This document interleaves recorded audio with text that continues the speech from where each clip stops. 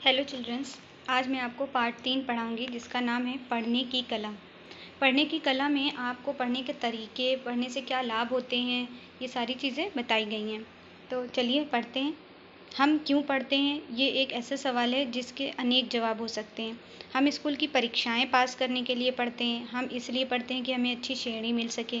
हम इसलिए पढ़ते हैं क्योंकि हमें पढ़ना पड़ता है। हमारा नाम स्कूल में लिखा दिया जाता है। हमारे माता पिता और अध्यापक हमें पढ़ाते हैं और ना पढ़ने पर हमारी भत्सना करते हैं, मतलब बुराई करते हैं। हम इसलिए भी पढ़ते हैं क्योंकि ना पढ़ने पर हम फेल हो जाते हैं, हमारी बदनामी होती है। हम पढ़ते हैं जिससे कि हमारा नाम हो, हमें अच्छी नौकरी मिल सके और हम जीवन में सफल और सुखी हो सके।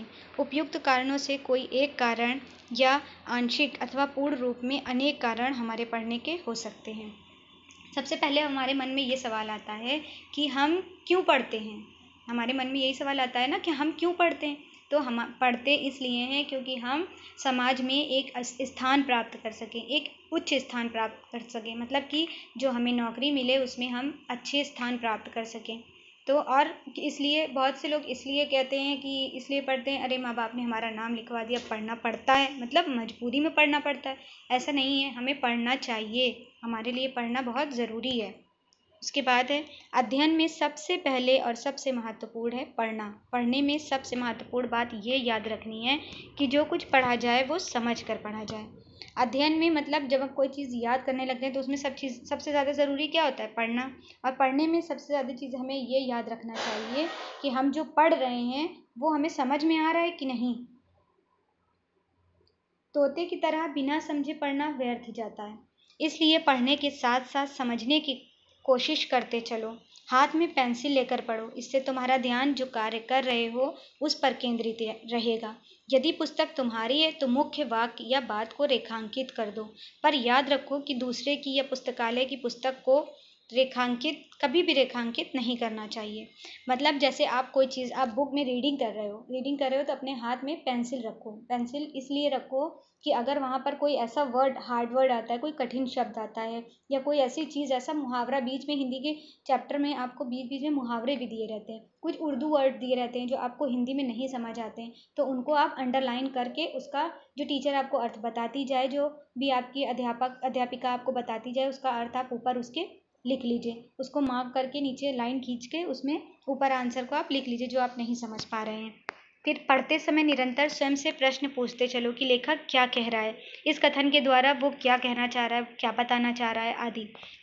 मतलब जैसे कि हम चैप्टर पढ़ रहे हैं, पढ़ते पढ़ते हमें ये सोचना चाहिए कि जो जैसे एक पैराग्राफ हमने पढ़ लिया है तो एक पैराग्राफ के बाद जो हमने एक पैराग्राफ में पढ़ा है उसके क्वेश्चन आप खुद से बना लो कि इसमें इस पैराग्राफ में लेखक ने क्या बताया है, क्या चीज़ हमें बताने की कोशिश की है, और उसका जवाब अगर आप दे लेते तो उसका मतलब ये कि आप चैप्टर को अच्छे से समझ कर पढ़ रहे हैं। कभी कभी उन प्रश्नों की कल्पना करना भी लाभप्रद होता है जो कि तुमसे पूछे जा सकते हैं। उन प्रश्नों को ध्यान में रखकर पढ़ने से विषय की मुख्य बातों की ओर ध्यान केंद्रित रहता है। जैसे बीच बीच से ऐसे हम क्वेश्चन पूछ सकते हैं, टीचर ऐसा क्वेश्चन पूछ सकती है जो कि आपके लिए अच्छा होता है। जैसे कि मान लीजिए क्वेश्चन आपकी बुक के पीछे से क्वेश्चन ना आए, बीच से क्वेश्चन कोई आ जाए और टीचर ने वो पूछा हो आपसे क्लास में, तो आप सेटिस्फाइड रहोगे कि हाँ, हमसे टीचर ने ये क्वेश्चन पूछा था और मैंने ये बताया भी था, तो ये क्वेश्चन सही है। आप उसे बिना पढ़े, बिना याद करे लिख सकते हो। सफल अध्ययन के लिए तेज गति से पढ़ सकना आवश्यक है। पढ़ते समय सबसे पहले ये देखना चाहिए कि तुम्हारी पुस्तक का पर यथेष्ट प्रकाश पड़ रहा है कि नहीं। यथेष्ट मतलब उचित, सही प्रकाश पड़ रहा है या नहीं। ये प्रकाश तुम्हारी आंखों में चमक उत्पन्न करने वाला या चौंधियाने वाला नहीं होना चाहिए।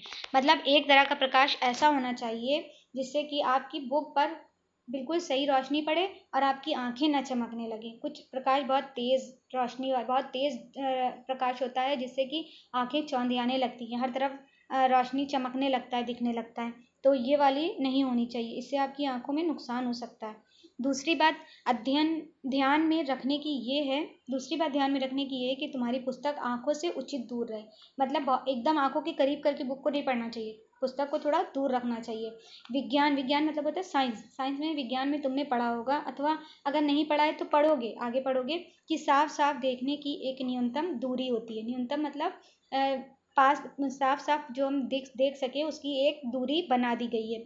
इससे ज़्यादा पास रखी हुई वस्तु को साफ साफ नहीं देखा जा सकता। मतलब कोई बड़ी चीज़ को जब आप अपनी आंखों के एकदम से पास ले आओगे तो क्या वो चीज़ें आपको पूरी दिखेंगी? नहीं, जो बिल्कुल आंखों के सामने हिस्सा होगा बस वही दिखेगा, बाकी पूरी चीज़ें आपको नहीं दिखेंगी। ये दूरी लगभग 16 इंच होनी चाहिए। 16 इंच की दूरी पर आपकी बुक होनी चाहिए। अतः अपनी आंखों को अपनी पुस्तक को आंखों से लगभग इतनी दूर अवश्य रखें। मतलब 16 इंच की दूरी पर अपनी पुस्तक को आप ज़रूर रखें। आजकल अक्सर ये कहते सुना जाता है कि रटना व्यर्थ है। मतलब जैसे आजकल लोग कहते हैं ना कि रटो नहीं, सिर्फ समझो। लेकिन रटना व्यर्थ है, ये बात सही है। हमें कोई रट्टू तोता बनना है आदि। मतलब कोई ये कहते हैं कि हमें रट्टू तोता बनना है जो हम रट रट के हर चीज़ें याद कर लें। कहा चाहे जो भी जाए, लेकिन सत्य ये होता है कि कुछ चीज़ें हमें रटनी पड़ती हैं, जैसे कि वर्तनी, साध्य, नियम और सूत्र, तिथियां, कविताएं आदि। कविताएं इसलिए हमें याद करनी पड़ती हैं क्योंकि कविता, जो कवि जिस प्रकार बोलता है वो एक गीत बनाकर बोलता है। उसके सारे राइमिंग वर्ड्स जो होते हैं, एक तुक वाले शब्द जो होते हैं, मिलते जुलते शब्द जो होते हैं, वो लास्ट में मिलते जुलते रहते हैं। अगर कविता को हम पाठ की तरह सुना देंगे तो वो कविता नहीं रह जाएगी। इसलिए कविता को हमें याद करना पड़ता है। तिथियां जैसे तारीख, किसी की जन्म की तारीख, किसी के जब जैसे कि किसी ने कोई आविष्कार किया उसकी तारीख, ये सारी चीज़ें हमें याद करनी पड़ती हैं। फिर है कटस्थ। कटस्थ का मतलब होता है याद करना। कटस्थ करने के लिए कौन सा समय अच्छा है, मतलब याद करने के लिए कौन सा समय अच्छा है, ये कहना कठिन है। अधिकतर लोग रटने के लिए सवेरे का समय अच्छा समझते हैं। मतलब कुछ लोग ये सोचते हैं कि सुबह के समय याद करने अच्छा होता है, और कुछ लोग सोचते हैं कि रात के समय सोने से पूर्व याद करना अच्छा होता है। असल में हर व्यक्ति का याद करने का अपना अपना समय होता है। जिस समय तुम्हें सरलता और शीघ्रता से याद होता हो, उस समय का पूरा उपयोग करो।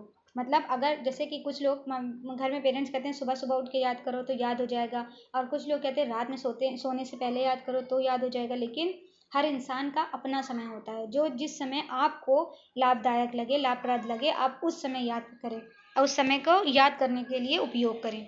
कटस्थ करने से पूर्व ये समझने का प्रयत्न करो कि तुम क्या कटस्थ कर रहे हो। मतलब याद करने से पहले आप ये समझ जाइए कि आप याद क्या कर रहे हैं। समझी बात सरलता से याद हो जाती है। जैसे कि चैप्टर, कोई भी क्वेश्चन आंसर आपको याद करने हैं तो पहले आप उस चैप्टर को समझ लीजिए, पढ़ लीजिए कि आपको इस चैप्टर के क्वेश्चन आंसर को याद करना है पहले। मतलब आप ये समझ लेंगे कि इस चैप्टर में क्या बताया गया है।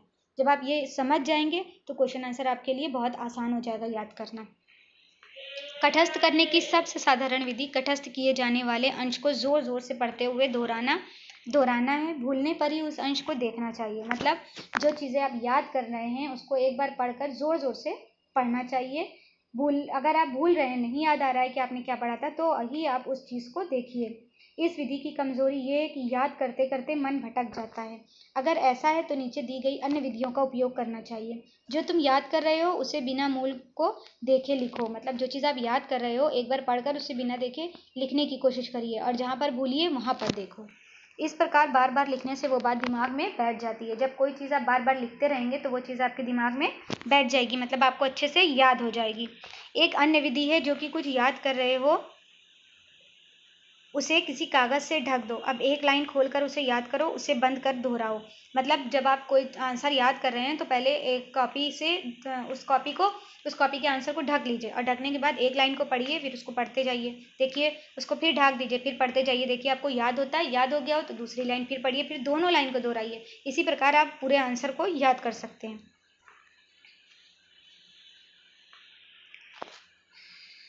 तुम्हें जीवन में जितना पढ़ना या सीखना है वो सब स्कूल में नहीं सिखाया जा सकता। सच बात तो ये है कि स्कूल में तुम्हें ये सिखाया जाता है कि विद्यार्थी जीवन के बाद जो कुछ तुम्हें पढ़ना है उसे कैसे सफल रूप में पढ़ सकते हो। इस प्रकार से तुम्हारी स्कूल की शिक्षा का ये एक प्रमुख उद्देश्य है कि वो तुम्हें तैयार करें कि तुम स्वयं पढ़ सको। यही स्वाध्याय है। मतलब ये है कि जीवन में तुम्हें जितना भी पढ़ना या सीखना है वो सब स्कूल में नहीं तुम सीख सकते हो। स्कूल में सिर्फ वही बातें सीख सकते हो जो आपको सिखाई जाती हैं। फिर आपके विद्यार्थी जीवन के बाद जो तुम अपनी सफलता के लिए पढ़ते हो वो चीज़ें तुम खुद पढ़ोगे। स्वाध्याय का मतलब होता है खुद पढ़ा गया पाठ। जीवन में ऐसे अनेक अवसर आएंगे जबकि किसी सीखी बात को तुम और गहराई से सीखना चाहोगे। जीवन में मतलब आपकी पूरी लाइफ में ऐसा समय भी आएगा कि जो चीज़ आप सीख चुके हो उसको चाहोगे कि हम और अच्छे से सीख लें। किसी अनजान नई बात को जानना चाहोगे या किसी जानी बात को दोहराना चाहोगे। इससे तुम्हारा ज्ञान पुष्ट, गंभीर और विस्तृत होगा। जैसे कि आप कोई चीज़ जानते हैं और उसको और गहराई से जानेंगे तो क्या होगा, उससे आप उस ज्ञान की आपकी पुष्ट होगा, मतलब मजबूत होगा, गंभीर मतलब और भी ज़्यादा होगा, विस्तृत मतलब बढ़ जाएगा। तुम्हारी इस अध्ययनशीलता से तुम्हारे उच्च अधिकारी तुम पर प्रसन्न होंगे, मतलब जो तुम्हारे पास इतनी ज़्यादा जानकारी किसी चीज़ के बारे में होगी तो जो तुम्हारे उच्च अधिकारी मतलब तुम्हारे जो सर बॉस जो भी होंगे वो तुमसे खुश हो जाएंगे और तुम्हारी उन्नति का मार्ग खुल जाएगा और तुम्हारी मतलब तुम सक्सेस हो जाओगे। उपनिषद में कहा गया है, उठो, जागो और श्रेष्ठ पुरुषों के पास जाकर बैठो, जाकर ज्ञान लो। मतलब कि आप जो हैं उससे वो तो ठीक है, लेकिन आप और अच्छे लोगों के पास जाकर बैठिए और उनसे उनके ज्ञान को भी आप ग्रहण करने की कोशिश करिए। ज्ञानी सुलेमान ने भी कहा है कि जो ज्ञानियों के साथ चलता है वो अवश्य ज्ञानी हो जाएगा, मतलब जो अच्छे लोगों के साथ चलेगा वो अवश्य अच्छा हो जाएगा। अतः ऐसे व्यक्तियों को खोजो और उनका साथ करो। अपने समय का ध्यान रखो, समय पर काम करो, ठीक से काम करो। ये जान लो कि कब और किन परिस्थितियों में तुम सबसे अच्छा काम कर सकते हो। उन परिस्थितियों को उत्पन्न करो और उस समय काम करो। उस समय समस्त आकर्षणों से अपने को दूर रखो। जब तक तुम इच्छित विषय को जान ना लो तब तक संतुष्ट मत हो। प्रश्न, अध्ययन, गोष्ठी जैसे भी हो सके उसके बारे में और जानने का प्रयत्न करो। अपने अज्ञान को अपने से मत छिपाओ, स्वयं को धोखा मत दो। मतलब जो समय आपको अच्छा लगे उस समय आप अपना काम करिए। उन परिस्थितियों को पैदा कीजिए जो वो समय आए और आप अपने काम में आगे से आगे हो सके। अच्छे से अच्छे काम को करने के लिए आप अपने समय को अच्छे से अच्छा बनाइए। अपने आप के जो आपके अंदर आपको जो बातें नहीं मालूम है, जो चीज़ें आपको आपके काम के बारे में नहीं मालूम है उसको छिपाइए मत, दूसरों को बताइए ताकि वो आपको उसके प्रति और भी चीज़ों को बता सकें। तो अगर आप अपनी चीज़ों को, अपनी गलतियों को छुपाते रहेंगे तो ये अपने आप को धोखा देना होगा। कभी निराश मत हो। असंभव शब्द मूर्खों के शब्दकोश में आता है। मतलब कोई काम जैसे आपसे नहीं हो रहा है तो आप ये सोच रहे हैं कि अरे हो ही नहीं रहा है मुझसे, मैं कैसे करूं, तो ये चीज़ मत सोचिए। और असंभव मतलब कि ये नहीं हो सकता। तो इस शब्द का ये जो शब्दकोश है ये सिर्फ बेवकूफ़ों के शब्दकोश में आता है, किताबों में आता है। ये ध्यान रखो, कोई ऐसा कार्य नहीं है जिसे धैर्य, परिश्रम, निष्ठा ये ध्यान रखो, कोई ऐसा कार्य नहीं है जिसे धैर्य, परिश्रम, निष्ठा और स्वाध्याय से तुम पूरा न कर सको। याद रखो कि सफलता का मूल्य तुम्हें चुकाना पड़ेगा। इसके लिए तुम्हें अधिक परिश्रम करना पड़ सकता है, इसके लिए तुम्हें सतत परिश्रम करना पड़ सकता है, इसके लिए तुम्हें बार बार परिश्रम करना पड़ सकता है, पर काम हो सकता है। याद रखो कि उद्यमी मनुष्य के लिए सुमेरु पहाड़ की चोटी भी बहुत ऊंची नहीं है और उसके लिए रसातल भी अधिक नीचा नहीं है और वो समुद्र को भी अथाह नहीं समझता। रसातल का मतलब है भूमि के नीचे 7 जगहों की, भूमि के नीचे की जो जगहें होती हैं वो।